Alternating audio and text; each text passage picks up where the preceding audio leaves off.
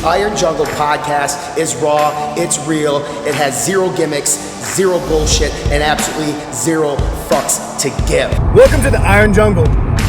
This is real, no bullshit, no holds barred, wide fucking open podcast. We've been at this far too long to be fucking around. This is the jungle, where anything goes, no holds barred. We're going to be talking about the real shit, how to succeed in a world where you have goals, but there's so much misinformation and bullshit trying to sell you something. This is the informative podcast, and there's no holds barred in the jungle. The question is, are you ready? Welcome to the jungle. Welcome to the jungle, baby. Welcome to the Iron Jungle. Let's go. What's going on, everybody? Welcome back inside the Iron Jungle podcast featuring the Vanilla Gorilla himself, Drew Peters, myself, Ryan Buckeye. Great episode we have for you here today. Talking a topic that obviously, Drew, you know more about this topic because you live in this world. I don't, but I've seen many of these people, quote-unquote people, fakes, whatever you want to call them, via the interwebs known as social media, but also I've known many in person who are very good, like yourself and others. But one thing I've always said, Drew, and you can correct me if I'm wrong on this, but I would never take any kind of professional advice from somebody who can't seem to follow their own fucking professional advice. For example, a doctor who is overweight that tells me I need to lose weight, number one. Or a doctor who smokes and tells me I need to stop smoking. I don't smoke, but I'm just saying. Or how about this one? A nutrition coach who consistently goes on social media, says, well, I had another cheat meal today because I got weak, but hey, DM me for meal plan ideas if you want to. Because I see that all the time. These nutrition coaches are selling their services to people when they themselves can't follow the fucking plan. So if that hasn't set the groundwork for today's episode, it should. But we're talking basically nutrition coaches. We're talking what Drew Peters has a fucking passion for, what he loves to do. And Drew, I'm sure you have a million things that you love about what you do, and there's probably a million things that you hate about what other people do in this profession in which you absolutely fucking love. I'm just going to set out with that you just totally undersold the stupid fucking bullshit that I see on a daily basis when it comes to this. Whether it be the stupid fuckers who talked about before, does one show, didn't even coach themselves, look like dog shit, and now apparently they're a prep coach.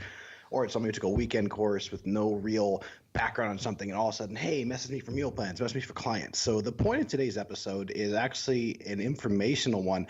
I get asked about this quite a bit, and normally when you said, oh, because so many people have been asking, when nobody's fucking asked you, kind of like Chef Bob when his stupid fucking brownie recipes, just post them because it's, oh, people are asking, nobody's fucking asked, is how to sift through the bullshit of coaching. I do nutrition coaching. This isn't a why you should pick me to be a nutrition coach. This is my perspective of the industry. This is like things I see on a daily basis. And I'll flat out tell somebody if they're not a good fit for me, I'll suggest a coach for them. Sure. It's more about the money. It's about having actual, results and keeping your name. Because if you just take anybody and everybody, then they may not be a good fit for you. Mm-hmm. So with that being said, I think one thing to dive into is like, what are some good things to look for? Like, what is the whole point of a coach? So if I pose you that question, Ryan, if you were to look for a coach or someone said, hey, do I need a coach? What are the things that you personally think a coach should do? I mean, in terms of nutritional coaching, we're talking here, right? Obviously. Absolutely, yeah. For me, obviously, I want the person to be able to look the part as well. I want them to be able to not only talk the talk, but walk the walk. That, for me, is one of the most important things in the world. Like, if you're not disciplined enough to do what it is that you do for a living for other people, then I'm not trusting you to give advice to me. Like, I just won't do it at all. Number two is, I mean, I'm not saying like you need a plethora of experience. Like, I would be somebody that would seek out somebody, especially in this space, that has multitude of experience versus somebody who's potentially brand new. Now, I understand that's not fair because people coming out of college or people maybe just getting their nutritional certificates or degrees or whatever are probably very good. But I tend to like somebody with experience or somebody that I know within the space that can vouch for somebody, saying like, this person is a fucking phenomenal coach, because I'm serious about this shit. I'm serious about this industry. I'm serious about what I do. So I would seek out the best of the best personally for myself. Okay, I love how you answered that. And then to many people, that sounds great. And that's honestly where a lot of times people get stuck at face value. What are you looking for a coach? What's their search? Like, what kind of clients do they post about? What do they present? What kind of package do they bring? Let's take a layer under the onion. I've been in this a long time. And one thing that you should know is starting out, if like when you talk to any coach, what it is, you should get a feel for these kind of things. And one of them is they should want to learn about the individual and their history, not say, okay, Corey, great, let's diet. Hey, cool, let's go. Hey, here's the plan. If you don't, once again, whenever anybody wants to work with me, I have them fill out a questionnaire. What do they want to achieve? What have they done in the past? What kind of supplements do they use? Have they used any gear? What are they doing right now for diet? How much cardio are you currently doing? What's your training split?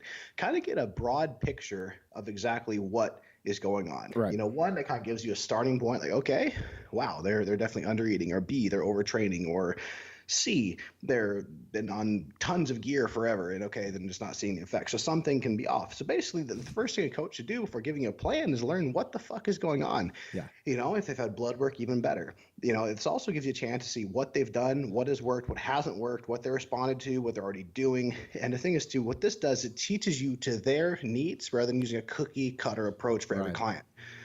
There's a broad difference for a good coach to recognize this, that you may have methods and you may apply them to everybody because that's your coaching style. But at the end of the day, some people just simply don't respond the same.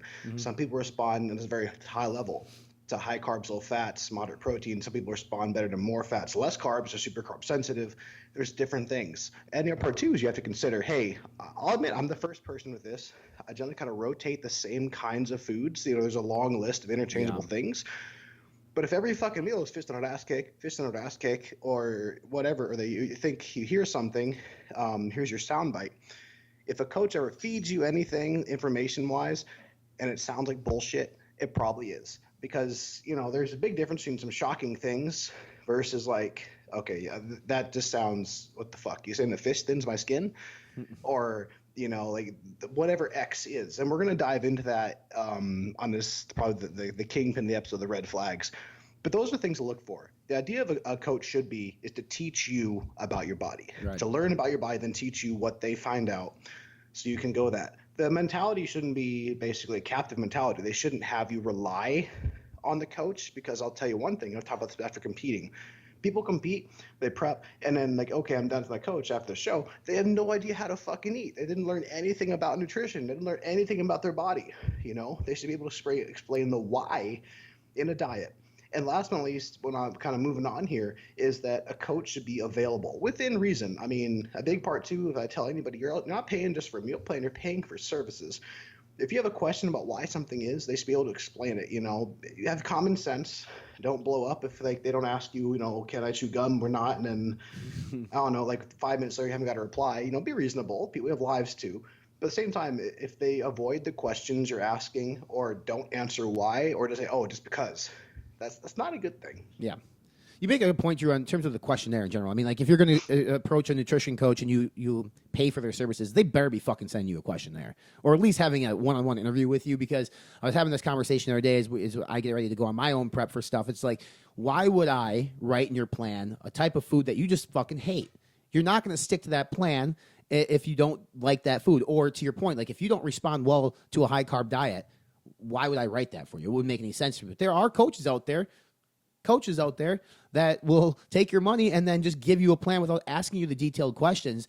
And Drew's even talking about like going as far as like, what's your training split too? There's some nutrition coaches that won't even ask you about your activity levels, which is absolutely asinine to me that they don't do that. But like, I think in your standpoint, being a nutrition coach, knowing as much detail or knowing too much is better than not knowing enough. Like in terms of blood work or, in terms of like lean body mass, if you got like a DEXA scan or whatever, like all that shit is useful for Drew to take and apply it to the methodology and the plan he's putting together for you as the client. And a good coach should be doing the same things. They should be asking the questions which pertain to exactly what the fuck it is that they're doing for you. Because if you ever hire a coach, whether for nutrition, bodybuilding, whatever, and they don't ask you questions, you should fire them right away because they don't fucking care about you. Agreed 100%. You hit all the points and filled in all those little blanks, but that's kind of the overview. With that being said, I'm glad that I have a shorter section of what coaches shouldn't do, because that segues into the great part, which is red flags. Mm-hmm. And once again, people, if they don't know, they don't know, and that's okay. And sometimes, you may find out the hard way. That should never be the goal of anybody. Know what you're kind of getting into as you're going into it, but then again, there's sometimes you just can't know. Some big things that coach shouldn't do, there's just some high-level things. If you hear a coach come in and like say, hey, either A, if it's something you've worked with in the past, or B, something you're working with currently, or whatever, whether you come to them, vice versa. You shouldn't have a coach bashing other coaches because, I mean, there are exceptions. I mean, there's some things that I wouldn't say positive about certain people. Like, well, it all depends on the context. You know, if I see somebody like, you know, how they come out, or I've seen some of like for competing their drug protocols, or I've seen or heard or know people personally that didn't have a good experience, I'll say, well, I don't know about that. You know, once again, I don't know them personally. I have not used them, but these are things that I have heard, you know, so take it with a grain of salt. You know, every coach is different. Some there's just blatantly stupid. So I'm just going to open this with a horror story. I won't be super specific. Well, I don't think he's listening anyway. I don't really give a shit. But this girl, back when I was in Destination Dallas, one of my clients comes in, do trains with me all the time. He's like, hey, can I ask you a quick question? I'm like, dude, of course. Like, duh. He's like, so yeah, well, this girl, she just started prepping. It's her first week of prep. She's never competed before. You know, she's got a lifting background. Like, who's this? And then I was like, oh, okay.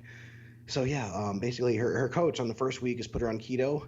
He wants her to sweat as much as possible, so make sure she wears a sweatshirt when she does all of her cardio, but she only does HIIT. And he also put her on half a cc of DECA a week. And I'm like, wait. This is too much. What? So well, naturally, all this kind of caught my attention. I'm like, okay, sweet Jesus. Then who's this again? And then she told me who the guy was. The guy I know for a fact had never had a client in his life, ever. Nice enough guy at the same gym.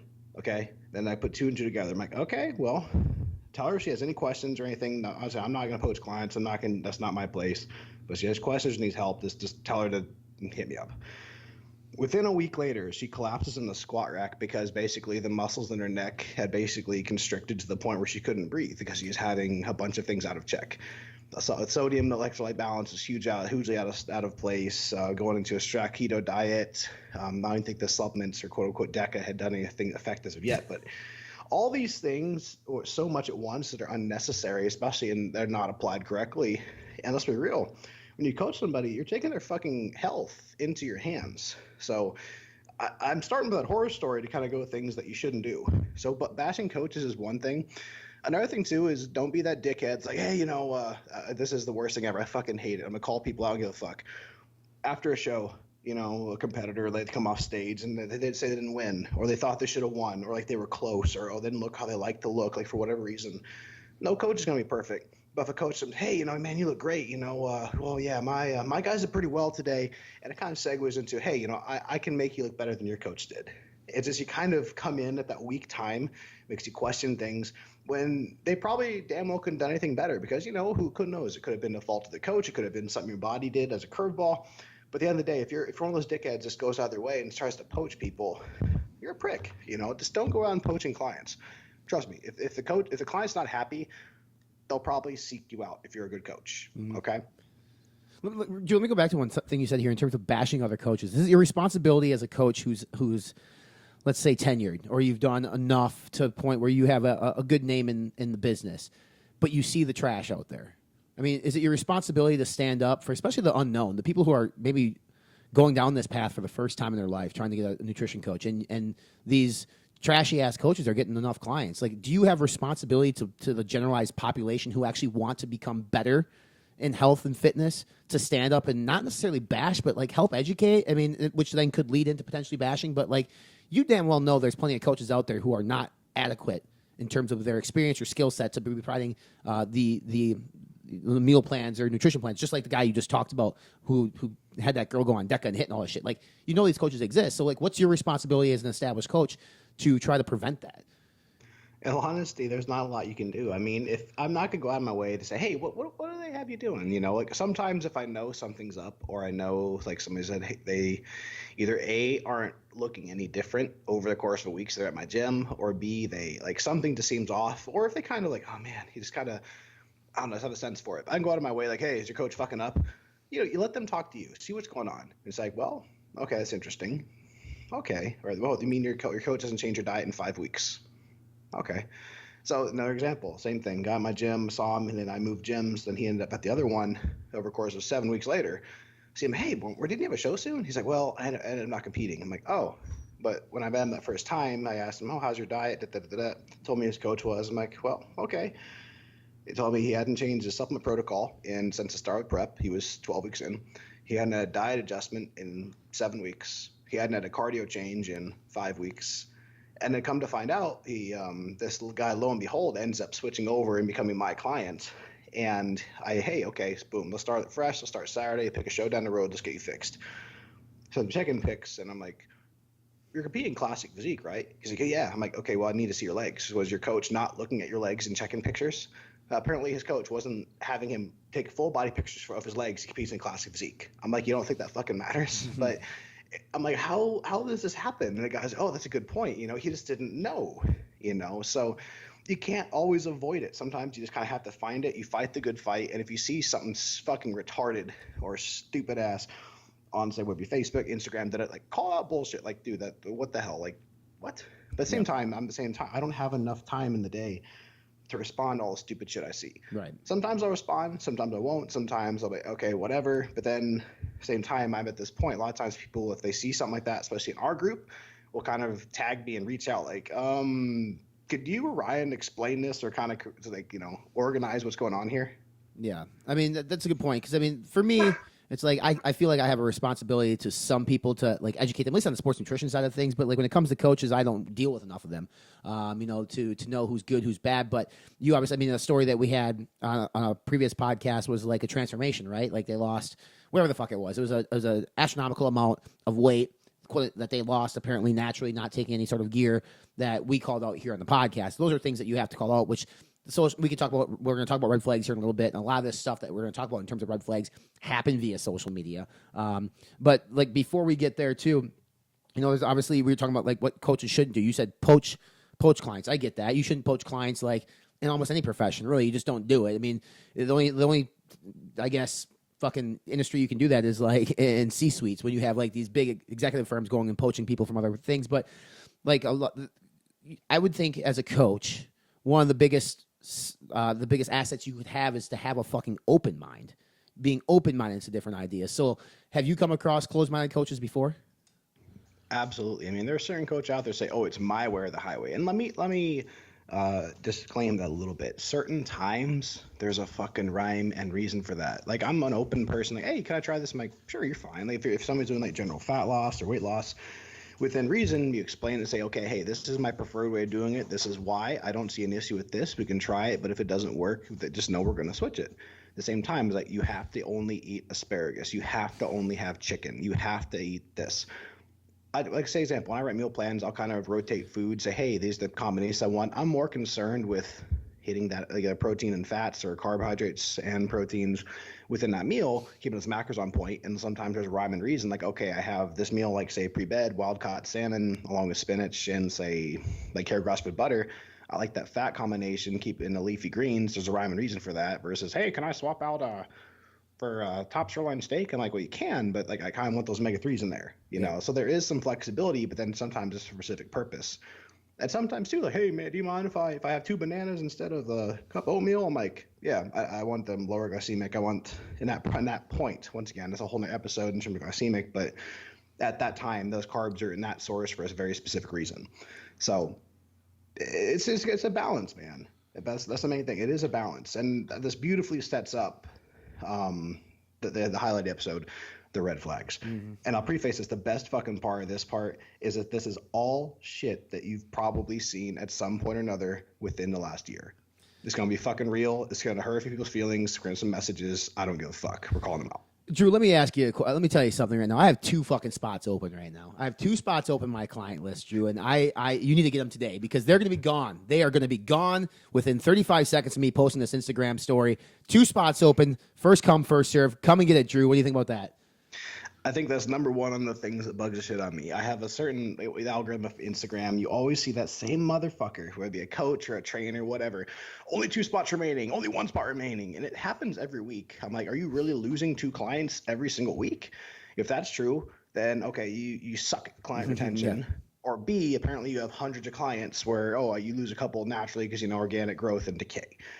That's probably not the case. Probably you'd be lucky to have 2 fucking clients because you probably don't have any. And then the ones always posting about it that never, so progress pictures and never have them actually training things. It just seems a little bit suspect. Next thing you know, only 2 spots remaining, 25% off, and discounting their shit. Like, okay, you're just once again scrambling to get clients. You're claiming a perceived value on these clients that doesn't fucking exist, saying, oh, there's only 2 spots. I'm sure you have more than 2 spots. Yeah. So the thing is, too, that's a huge red flag because, okay, what's the motivation if you always see them doing it? There are some high-level coaches where they just can't take any more clients. Like, oh, I have a spot opening up. Then, again, it's like a country, like, super famous national-level prep coach. Yeah. That's a huge difference. You know, let's be realistic here. So the discounting services thing and the X amount of spots available is 2 things that drive me fucking crazy. The discount service thing, I want to spend just a tad time on that because I think it's great. Like, I've spoken to you about this. I've spoken to other coaches about this. It's like, listen, I don't discount my services because I know I'm good at what I do and I've seen results in my clients. And if you are unable to pay me the money that I'm asking to pay, which is a reasonable fee for my services, then you're not serious enough about fucking making a change in your life. Do you agree with that? Agreed 100%. I mean, so like you see it all the time, right? Like 50% off, or people they do the slash thing, right? Like it's normally $229, but today it's fucking $49. Are you fucking insane? Why would you discount your services by 600% or whatever the fuck that math is? Like, it doesn't. People see it all the time, and people fall for it all the time because we are a sale-driven society here in the States. I mean, we walk into a store, the first fucking place we always go is the clearance rack or the sales racks, which is fine. But like, when it comes to your health and nutrition and fitness, that should be almost the last place you go is the sales rack and the clearance rack because you get what you pay for. And I, you know, to use a phrase that I see people use every now and then, like. Cheap shit ain't good, and good shit ain't cheap. So in terms of coaching and whether it be dietary supplements, it's all the same thing. Like, you really do get what you pay for. 100%, man. And that segues to the next thing. It just drives me crazy. Okay, understand. The body is a dynamic thing. Brief side on the physiology anatomy here. There's different things. You know, it turns your body does have adaptive thermogenesis. It'll change over the course of time, whether it be from calorie restriction, changes in lean body mass, activity level, so on and so forth. Here's a huge red flag. If you go and there's any talk whatsoever about saying, okay, I'm going to send you your diet plan, and it's like more than 2 weeks at the very, very, very, very, very most, Emphasis on then that's very. a huge fucking red flag. Because the thing is, dude, your body adapts. If anybody says, oh, follow my 8-week meal plan, and they write you a plan for 8 weeks, how in the fuck is that supposed to be accurate? You never know what's going to happen from week 1 to week 2, let alone the end of 8 weeks. Right. So you're selling you're lazy up front, probably cookie cuttering it. Oh, it's built so that customers need whatever. Well, you don't know that person's body. You don't know what that person's body is going to do. I kid you not. There's been times on week 1, you put somebody's calories like higher than where they currently were, and they fucking drop 3 pounds. Like, holy balls. Because they weren't getting A, enough protein, or B, they were just having crappy carb sources or nutrient timing. You never know. I've had clients where I keep increasing calories up for initially 3 weeks, even on a weight loss plan. They keep dropping weight before they level out and then don't drop. Then we cut down from there. But if you're saying, okay, I'm starting to say 2,600 calories, week 2 is 2,500 calories, week 3 is 2,400 calories, it's already preset. How do you know if that is what's truly going to happen? There's a big difference between paper and real fucking world application. So if they do any type of preset diet plan, huge fucking red flag. And that's probably the ones who are giving you the discounted services too, because they're pre-made plans. They just change a couple numbers around, maybe a couple different things of food, or it's an automated system. Because a lot of these big-time people on Instagram who have 100,000+ followers pay for a service from an independent company that created this software program in which when you type in your sex, your height, your weight, all this stuff, it spits out a number and then it just kind of spits out a plan. They pay for that. They're able to resell that and make money. So that's one thing to really watch out for on Instagram. But Drew's absolutely right. Like, weekly check-ins is what should be it.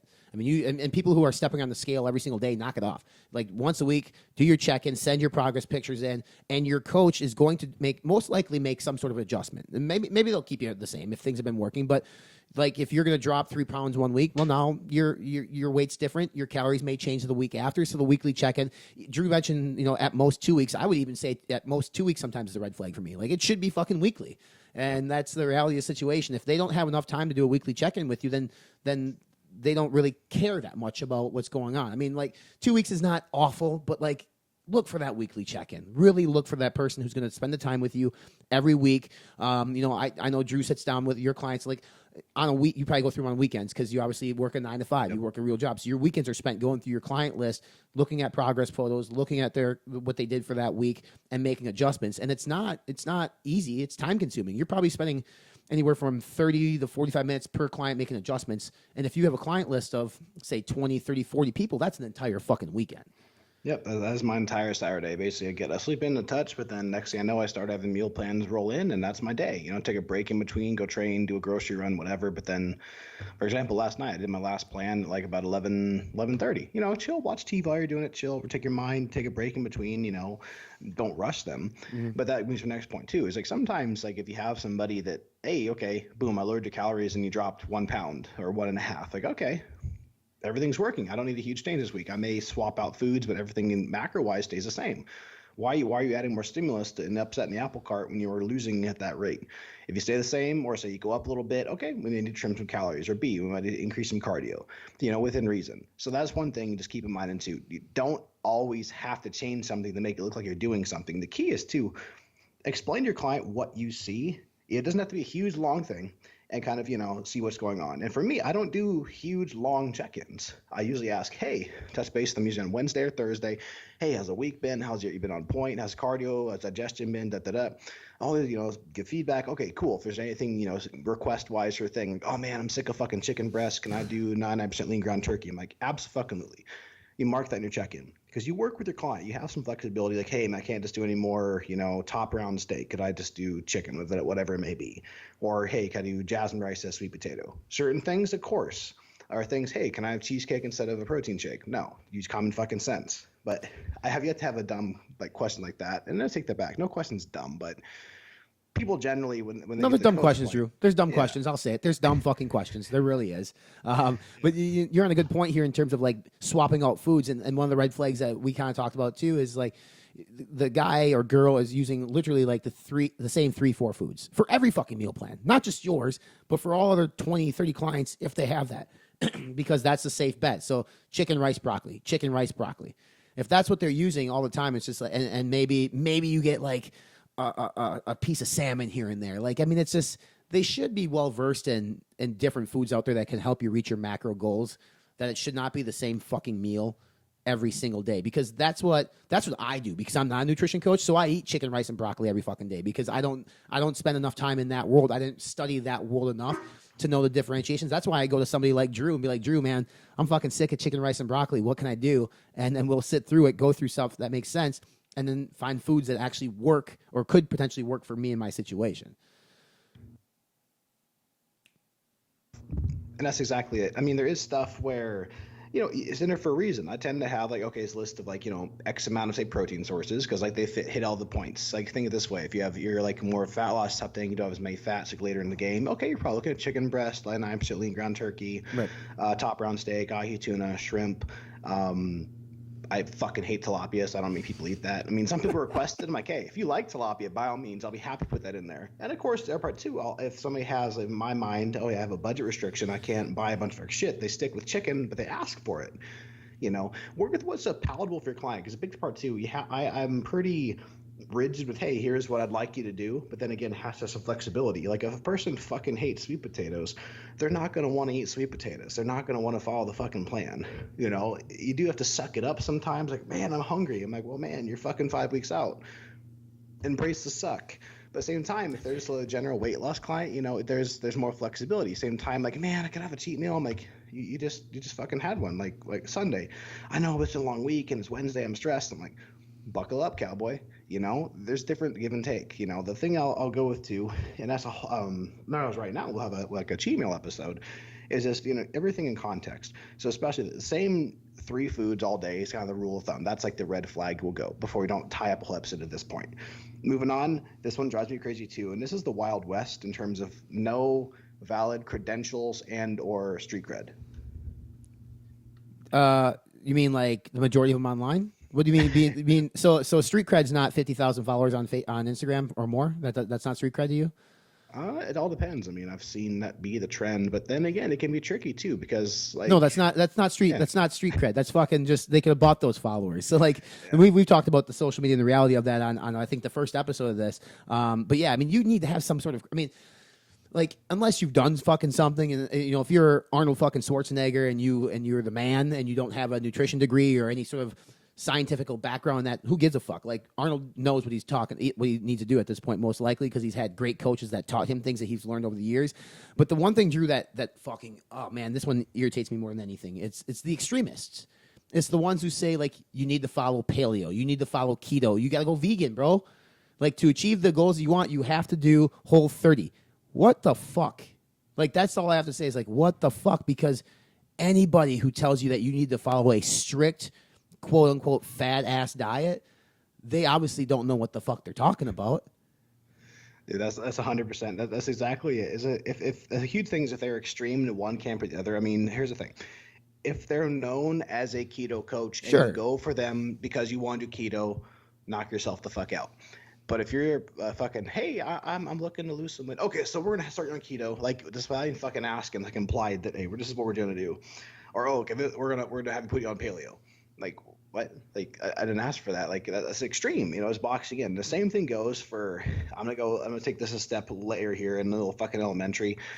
I don't give a fuck who you are. If you use good carbs and good fats and bad fats and good foods and bad foods, you're a kindergarten level fucking moron, because nutrition isn't black, it's not white, it's a mix of gray. Certain situations this can be good, certain situations this can be bad, certain situations this food could be good for that individual or bad. Not because there's food that's inherently bad, like, oh, that's a bad food, never eat that. There's a handful of things like no reason whatsoever to eat trans-saturated fats because they're man-made. That's fucking garbage, but or like I think sugar alcohols, sometimes that's probably not the best thing. But in case of that, like, oh, there's no such thing. Like saying oatmeal is a good carb, or butter is a bad fat, or chicken is a good protein, or steak is a bad protein. Like, it's not that easy. And that's why people, they like a black or white answer. So if you say, oh, only eating good carbs, you'll lose weight. Only eating bad food will put on weight. Like, that doesn't fucking exist. Yeah. Or to take that even a step further, stop eating carbs altogether. Cut out a major food group, whether it be carbs or fats or certain like fruits, whatever it might be. Like, there are coaches that, people think carbs are the fucking devil. The carbs are not the fucking devil. Like, they're necessary for us to fuel our fucking days. But that is what we've been led to believe. And there are some coaches who pounce on that and actually preach that. And that could be I'm not saying that's the same as a keto coach, but like if they come to you and say, well, we're going to cut carbs. Yeah, you're going to cut carbs. You're going to lose fucking weight because you're cutting a macro calorie, which is 4 grams per fucking, or 4 calories per gram. Yeah, you're going to be in a caloric deficit. You're probably going to lose weight, but it's not because of the carb cutting thing. It's because you cut fucking calories. So, like, you need to do your homework, obviously, as a consumer, and as a coach. Obviously, hopefully, you have the credentials to do so. As we get close to wanting to wrap this up, Drew, I want you to pick out a couple more red flags that are really pressing for you in this space, because you, like I said, you're entrenched in this world. You deal with it every day. You have clients who come to you who tell you about these things that they experienced, and right away in your head, you're like, that was a red flag. I wish I could tell people about this. What have we not covered that you think people still need, that they should know? All right, the key things here that just once again is you nailed it kind of. If they have you eliminate an entire food group, that just no. Usually that's not the best idea. Once again, if it's keto or something like that, okay, specifically you went to them for keto, then fine. The main thing too, aside from that, is huge things. They don't have your best interest in mind sometimes because they're trying to tack on more money onto what they're already doing. And this is a lot of times comes out of competitors, especially guys. If you have a coach where you seek him out or vice versa, and you of course talk about the PED drug side of things, and he wants you to set this whole protocol and then buy it through him. Okay, that once again, that's not always a huge red flag, but that can be because they're interested in having you take more shit to buy through them to get their cut of the drug dealing. Mm-hmm. And yes, it is. It's fucking drug dealing. Yeah. You're channeling through you as you're trusting you as a coach to have them take the right things to get ready for a show along with your diet, and you're pumping from all this other shit, or you're marking up on all these prices. There's a conflict of interest there. I'm just saying. It's not just drugs, though, either, Drew. It's dietary supplements as well. I mean, I see it. Now, I'm not going to discredit all the coaches who sell a specific brand of supplements, because some are actually good.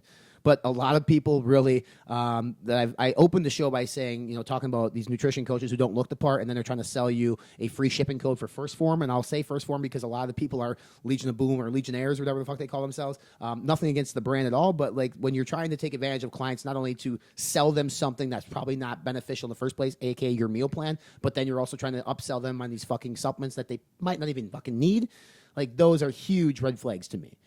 Yeah, and I agree with 100%. And I'll be real. And this once again, I'm not trying to push my coach. I'm just saying from what I would do and what I do.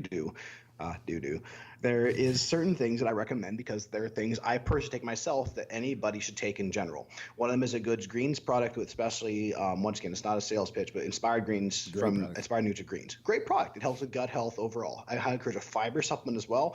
This is me. Everything starts with the gut. Everything's regular. Ensure you're getting your greens. Ensure you're getting course fiber with it. If you're on certain anabolics, TUDCA is a must. And in general, a lot of my people are like, hey, if you have issues of stress, I'll recommend things. Phosphatidylserine's another big one, or ashwagandha. Certain simple things. But then, like pre-workout, dude, use whatever you like. If you have questions, I'm happy to ask. I'm happy to give what do you want to do? I'll give recommendations. I do recommend an amino acid product. I'm like, hey, these are the ones that I like. Either A, I've formulated them, or B, they're just a great product. But again, you don't have to take them. I like these because these are the ones I use, and I know it's in them because I made them. Right. But at the same time, I'm not like, oh, you have to buy just this product. Yeah. So don't box them in, conflict of interest. So as we wrap up the episode, I think a lot of people listening to this are probably like, well, Jesus Christ, now I'm kind of gun shy to go hire a coach because I'm not sure if I'm getting a good one or not. For them, what's the takeaway here, Drew? Is what should they look for when they're trying to seek out a good coach to maybe make it a little bit easier for them, so they can sift through the bullshit and get to somebody who's actually got their best interests in mind versus their pocketbook. If they want to find a good coach, is there a resource? Is there a way they can seek them out, or is it mostly like they just need to really start taking responsibility as a consumer, ask the right questions, and hopefully they get lucky? I'd say it's both. I mean, let's be real, it's 2019, almost 2020. At this day, you have the entire internet at your fingertips. I mean, chances are if you're listening to the podcast, you probably belong to at least one group on Facebook, or in the days at the forums, or somebody that competes. Some people are like, hey, I want somebody in person. Okay, go to your nearest fucking gym. There's probably a bunch of people that compete. Everybody competes these days. Say, hey, who do you use a coach? I'm looking in for one that like, how do you like them? Then of course, if you like online, you can always just look around, see who tags them, see what they post about, see things like that. A lot of people come to me. I'm not even advertising coaching. I just participate in self-made barbell brigade, and then people recommend me like, oh, this Drew, for coaching, or for nutrition, this dude, ask him, and it turns into that. I don't advertise it. So a lot of times you can go to certain places and just see kind of, hey, who's the names that come up for coaching, or B, if they do advertise, okay, look into it. If you talk to a coach, the things you need to ask, like, okay, don't worry about the money right away. The first thing to ask is like, hey, okay, what's kind of your approach? Like, what is important to you as a coach that makes you different? For me, I'm not selling my sales pitch, but I'm like, hey, there's certain things I believe in, like para-workout nutrition, making sure your diet's hypoallergenic, so like you can actually digest the food you're eating. And B is making something that like it gets results, has a touch bit of flexibility, because that makes it sustainable. And the first thing too, I'm very clear with is like, hey, I'm not going to charge you for months and months and months of coaching right away. I'm month to month. Pay at the beginning of the month, start it, and I'm not worried about losing you as a client, because generally people that start with me, they stay because they like what I have for them. If you're worried about locking in clients, or you feel like somebody's trying to make you make a long-term commitment that you're just like, wow, one, it's more expensive, and two, what are you trying to lock them in for? I do understand the philosophy of some where, hey, you got to buy 3 months worth, but that means you're going to commit to it. You're investing money. So I could see it both ways. And if it's a really, really, really good coach that has a huge reputation, maybe that's something you do. But something that's like, you don't want to get burned in a bad coach and be out for 12 weeks of dieting, Right. I mean, at the end of the day, it's an extremely important decision. It's the amount of time you guys spend on trying to buy a fucking new TV or a cell phone. Like, commit that time to a coach, because I know you're on all these CNETs and all these different websites looking at reviews on all these big purchase items. Listen, your health and fitness is a big purchase item. It's fucking important. I would argue it's way more important than any sort of flat screen TV or $1,200 cell phone in your pocket. So do your homework, ask the right questions, look around. The internet has a plethora of information, which is good and bad. We've talked about that before on the podcast. But if you partake in the right conversations with the right people, you're going to eventually get led to somebody who hopefully has your best interests in mind when it comes to nutrition. And I'm going to end with this. Like, the answer isn't always a protein powder or a carbohydrate supplement. Like, if you spend $100, $200 a month on dietary supplements and your diet's trash, stop spending money on dietary supplements for the time being and invest in a good coach. And spend that money up front. Like, when you see the price tag of $60 or $100 or $200 for a coach, don't get gun shy about that, because they literally could help you change your fucking life. A dietary supplement is not going to provide feedback to you in a form of verbal and saying like, this is what we need to work on. And if your coach is a good coach, they may recommend the supplements that you actually need. So stop spinning your fucking wheels on things that you may not even need. Invest in your health and fitness overall, and find yourself a good nutrition coach, because it all starts there, and then you can add things in as you go. A good whole foods diet is where you should start. Supplements serve a goddamn purpose. They do. But at the end of the day, like, if you're not doing it right, the supplements aren't going to do a goddamn thing for you. So that's my final pitch. So, and I'll say, fucking seek out the Vanilla Gorilla, because he's very blunt. He will tell you the same thing. He works in the supplement industry, but if the supplements aren't right for you, he's not going to tell you to take these certain supplements. I guarantee it. Drew's not like that. Unless, like, fish oil, things that we think are necessities, a greens product, if you're not eating enough fruits and veggies, sure. But I mean, you're not going to go to somebody and say, well, God damn it, you should be on a carbohydrate supplement, or you should be taking a pre-workout, or whatever it might be. That's not how you approach the situation. So if this is your first time listening, obviously, thank you. Hit that subscribe button, iTunes, Spotify, YouTube. Help us with the algorithm, write us a review. You can follow us on social media. We're at the Iron Jungle Podcast on Facebook. The Vanilla Gorilla Nutrition Solutions is your personal page for the business as well. We're fitness informants, so cheap plug for that as well. Any parting words for the wise-ass listening audience this week there, Drew? Just use your common sense sometimes, guys. I mean, if something's too good to be true, it probably fucking is. Do your due diligence, ask questions. There's tons of people like to help. And once again, it all comes down to good coaches aren't cheap, cheap coaches aren't good. That's it.